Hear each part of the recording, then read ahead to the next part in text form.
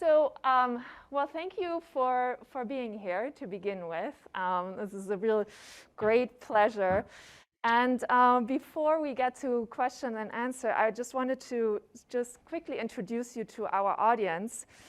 So we now watched this incredible film, and before we move to this question and answer, Nora is a film director and an artist who was born in Armenia, but now lives in France. And she graduated from art school in Yerevan in Armenia, where she was trained as a classical painter. And then she continued to study in France and later in Amsterdam.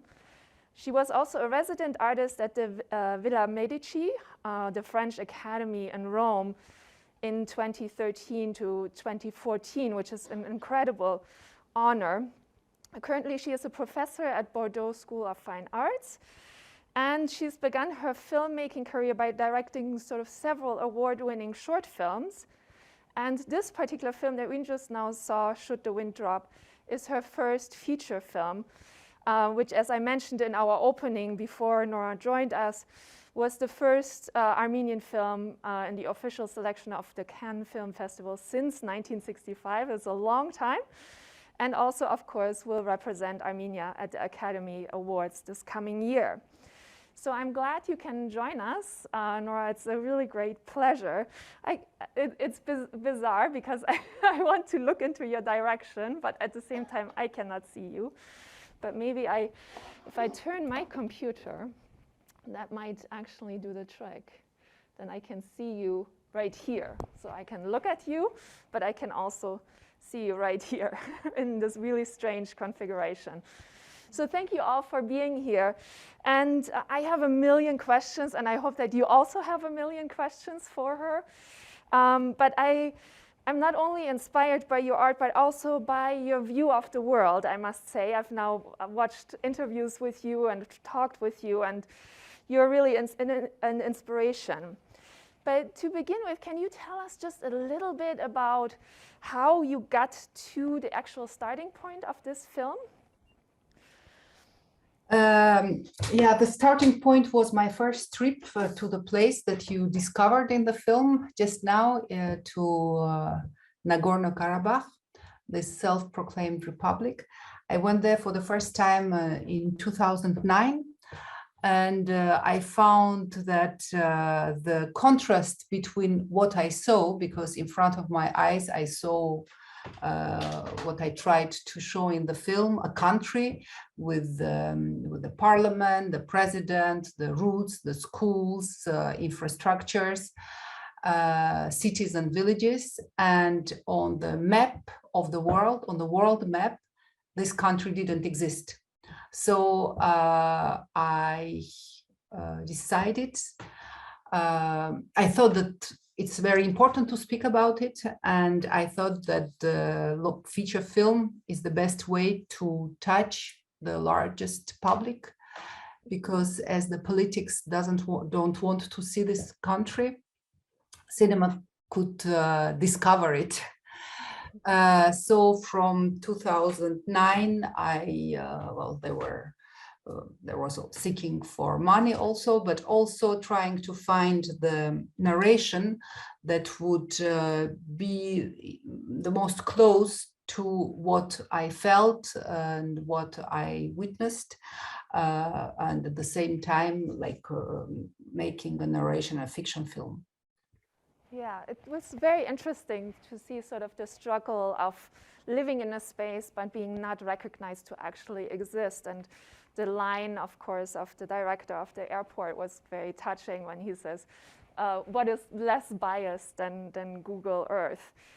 Another thing that I found so fascinating, there's many things that I found fascinating, but every story has to have, of course, a narrative hook. And I always tell my students, what's your anchor when they're starting to do a really big project?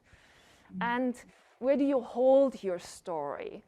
And I see that there's sort of, in your case, there's two anchors for me.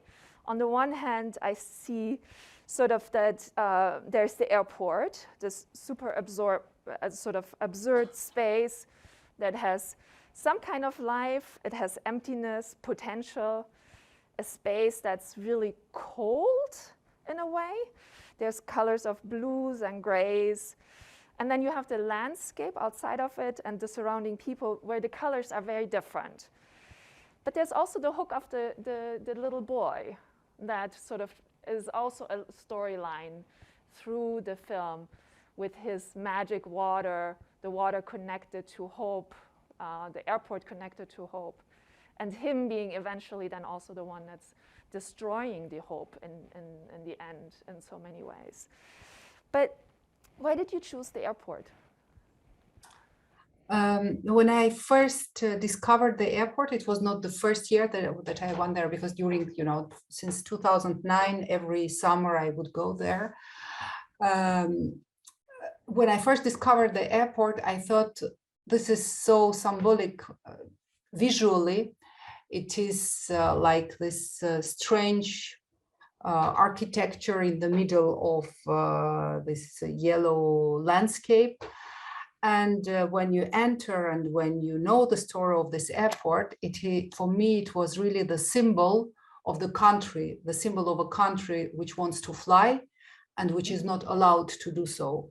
So when I discovered the airport, I decided that all the story, all the narration should be centered around the airport. So that's why we have the main protagonist who is coming to the airport and who is working for to give the green light to let it open, and the boy which is getting his water from the airport. In fact, all the narration is around the airport, and I tried to construct the film. Like, for example, if you say I'm gonna shoot a film in Paris, everybody knows what does it look like, Paris, more or less. When I say the film is shooting in Karabakh, I think not many people have an idea what it is. So I had to draw this space.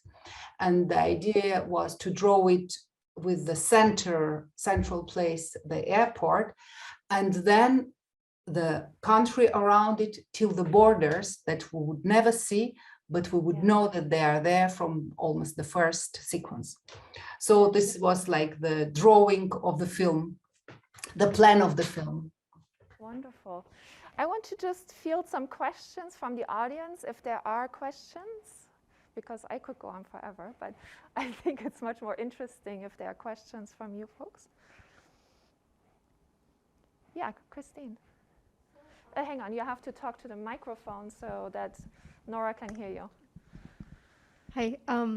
So when you were filming the film, did you have any sense while you were there that, because of course the war came fairly soon after you released the film, but while you were filming, did you have any sense that something might be going on, and did that affect the way you portrayed the story in the film?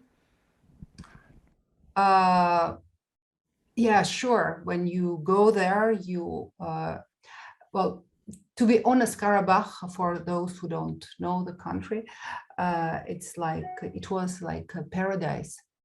And when you go to this paradise, you always had a feeling that this paradise is placed on a volcano, as it is said in the film. And I tried to show in the film also this danger, this possibility of the eruption, which I felt, which everybody felt, though you never see the enemy. So the possibility of a new war was contained in this ceasefire that was signed in 94. Yeah. And we were shooting in 2018, so 2 years before this last war.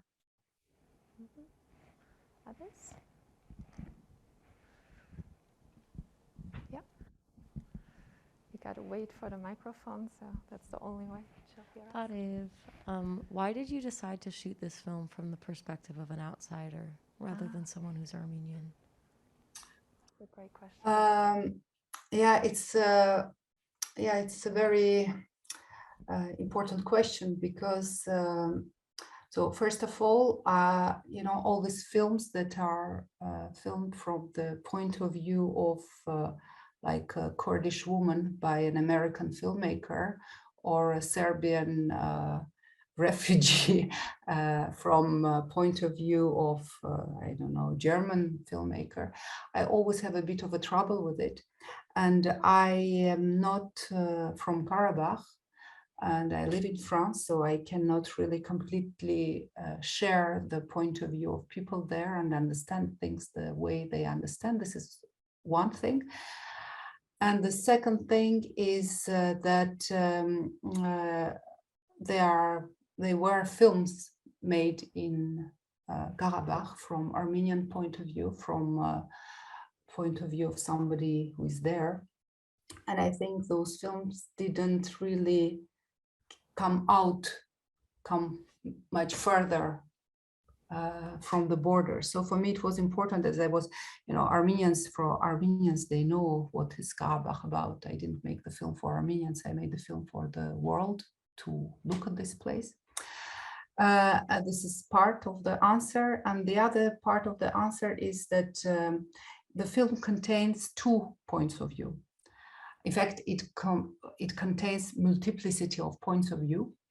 The character who brings the viewer in the place is a foreigner, is a Frenchman, but there is the second main character who is Edgar, who is from there.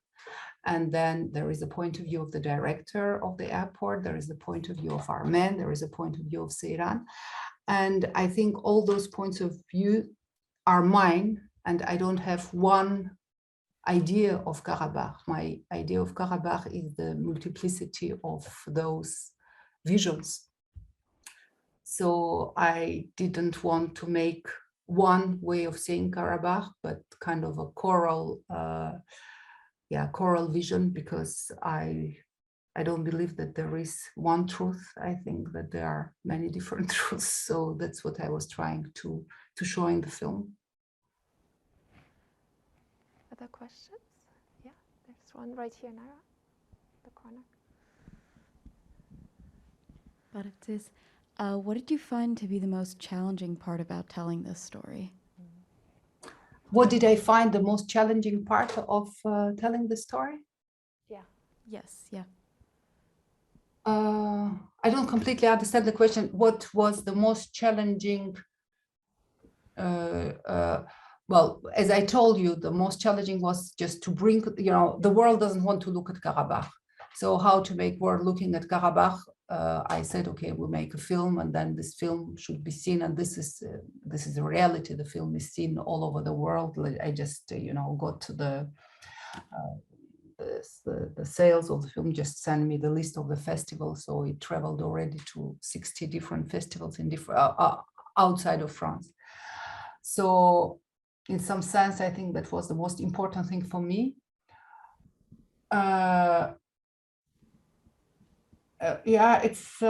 a very, it's a bit arrogant, I think, what I would say, but I think you need some arrogance to make cinema.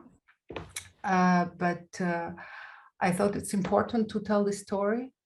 I thought it's very important to tell about Karabakh to the world, and I thought that it's up to me to do it. So that was, I think, the main challenge. And then after this decision, it was important to understand how not to lie to myself and to the world to which I want to show the film, how to make something that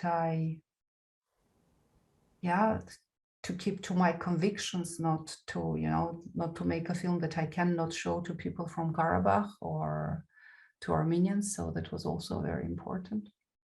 Yeah. Not to make a film for Western world, but to make a true film that I will not, be ashamed in front of Armenians or people from Karabakh.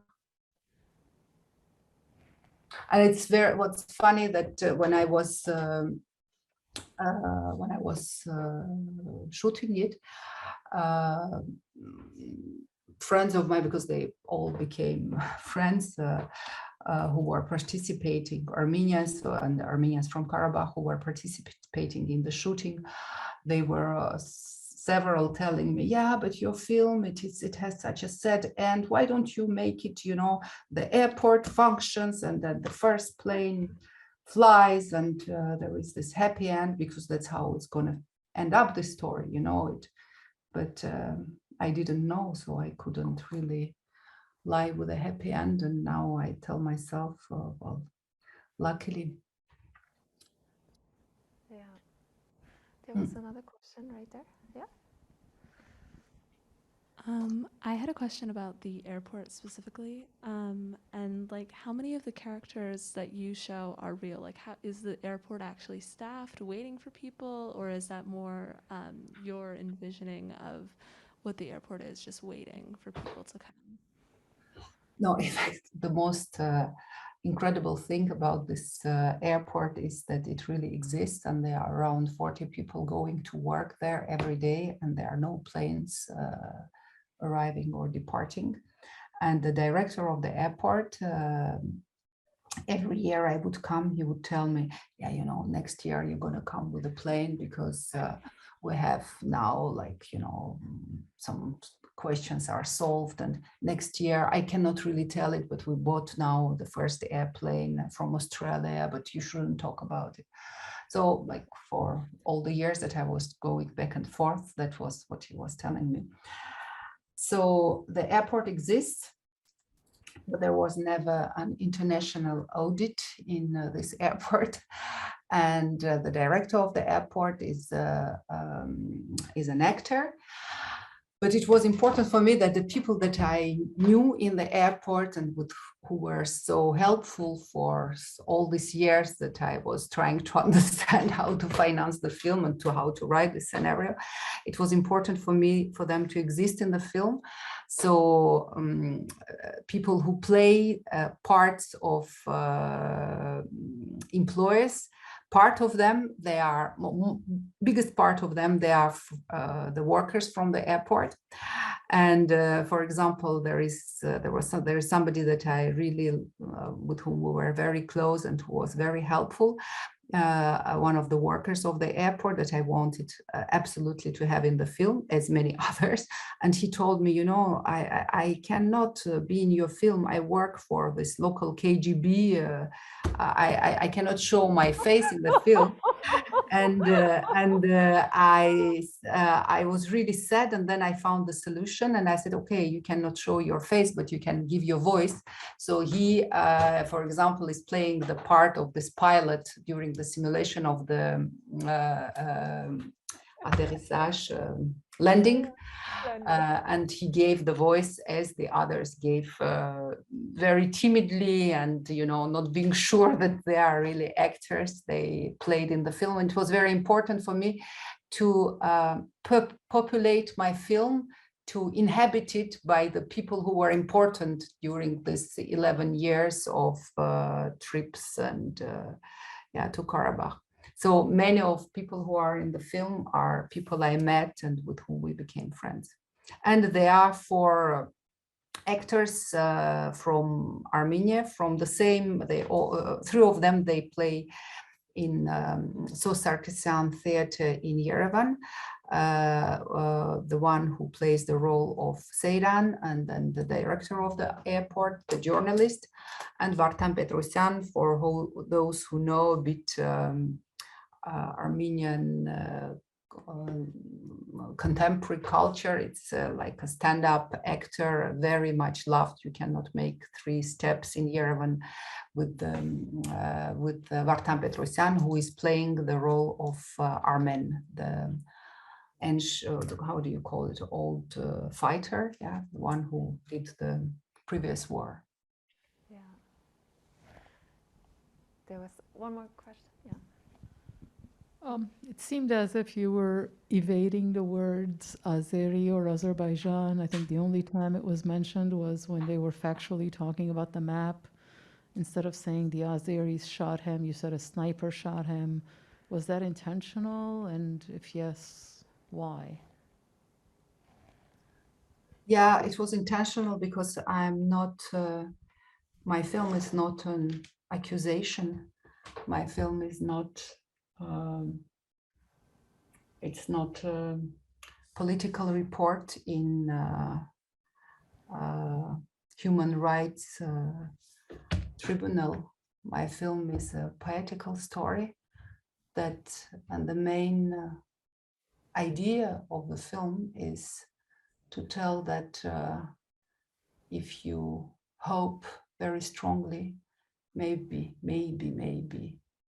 things will happen, and maybe if you believe that this a tractor can fly, maybe it will be possible to fly out from this airport. So the main aim of the film is the hope and not to accuse whomsoever.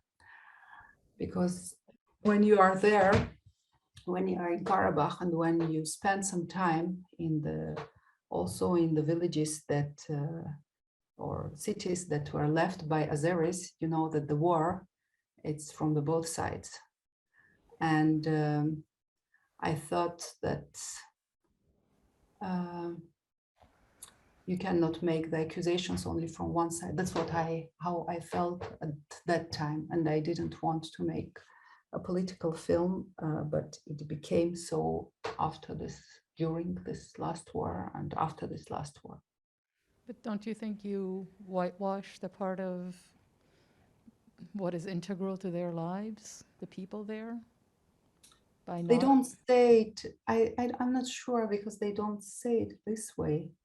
You know, they don't, it's the enemy. It's the enemy, and you know, you call him the enemy Turkish or Azeri or terrorist. It's the enemy. That was what was more important for me. But once again, you know, I made a fiction film, and it's my film, and I'm not, you know, I don't make a documentary. So if I don't want to call Azeris, I can call them whatsoever. I have a quick question about that as well. Has your opinion changed since this most recent war? Would you have gone back and changed anything about the film? Yeah, it's a question that I hear really a lot when I present the film in front of public. You know, when you are in Karabakh, we could have made 20 different films, and we made this one. And during the war and afterwards, it was really hard to carry it, because I didn't know how to look at it, but I think that today I wouldn't change anything, because with what I told in the film, I didn't lie. And but if I'm up to make another film, I think it will be different, because at that time we had the hope. At that time we still believed in some things, and today things are different. So if this film is a film of it's like, you know, my proclamation of love to Karabakh. Now what is inhabiting me is the anger. It's the anger to the injustice. So if there is another film to be made, it will be a film about anger or from anger. But I'm not sure that I will call Azeris in the next film either. Thanks. It's so interesting how in this context, you know, you screened the film, you shot it all before the war, and then immediately after it became public, the war started. And for many people watching it now in this context, the meaning has completely changed. Like for me, when I watched it, the road into Karabakh all of a sudden had a completely different meaning, because I saw images, right, of people leaving from that one corridor, and the corridor being continuously talked about in the news. And it's so interesting that then it's almost impossible to step back from that, because I think you have a different vision, because you've lived the film as it develops, but as viewers, we are watching it in the context of politics at that moment, right? And then so the meaning changes, and there's this sort of paradox in a way that it, and I think someone, while I was reading, someone said that immediately the film became an archive of what was, right? And now we look at Stepanakert from the perspective of the film, and now of course Stepanakert doesn't look the same anymore. It's not there anymore, right? And so this has really taken on an interesting life outside of your control in many ways, right? But we have a question from our online audience, Louis Arorian, who lives up in northern Michigan, asking you if you can talk a bit about the ending. And she said she visited Stepanakert in 2009. And she also would like to know a little bit more about the role of Edgar, what you imagined there. Yeah, just to continue first what you said, Melanie. I think it was our big mistake of Armenians not to know what are those roads, not to know what is the geography of this place, not to know the strategical importance of this place. And when I went there, that's what I wanted to tell also. And if this war today reveals to whole Armenian world how important is Zangezur, how important is Lachin Corridor, when you go there, you don't need to be to have a PhD in geography. You just look and you see. So I think we were really too naive to discover what is Karabakh during this last war. Because if we would discover it earlier, maybe this war wouldn't happen. Now, to answer the question of this person from northern Michigan. So first of all, Edgar, well, I knew that I need to bring my audience inside of the airport. And I knew that I need to make a story like the one who will bring us to Karabakh, for me, should be somebody from outside of Armenia. So I had this Alain Delage story. And then I said, but it's important for me also to tell Karabakh that Alain Delage will never see. So I need another character. And I thought it would be great to have a little boy.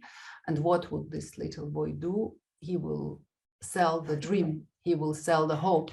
He will sell a lie that we would take for granted, and as the population believes, it functions.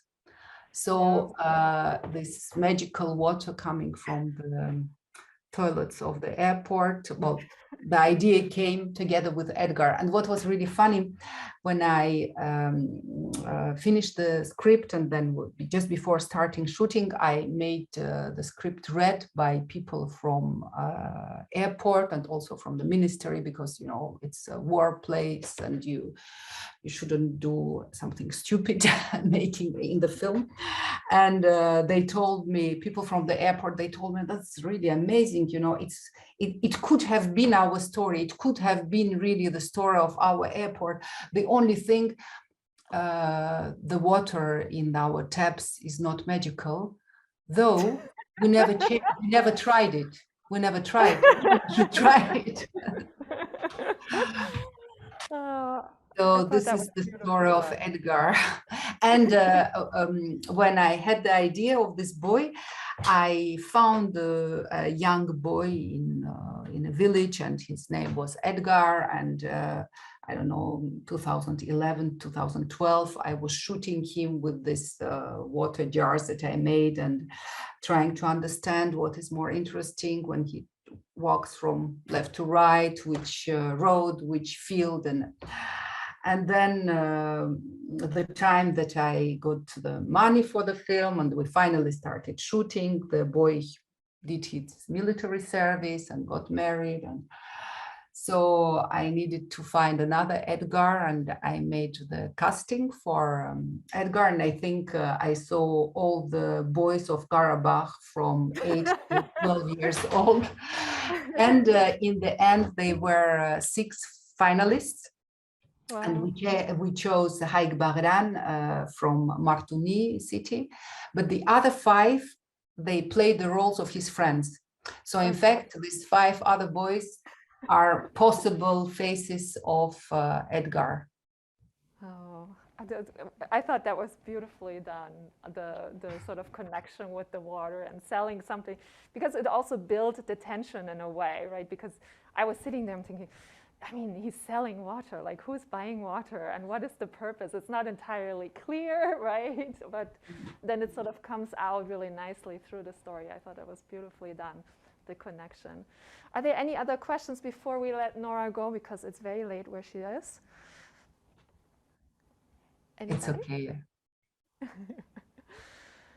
All right. Well, thank you all for coming, and thank you, Nora, for your fantastic work, and thank you for hanging out with us. Thank you.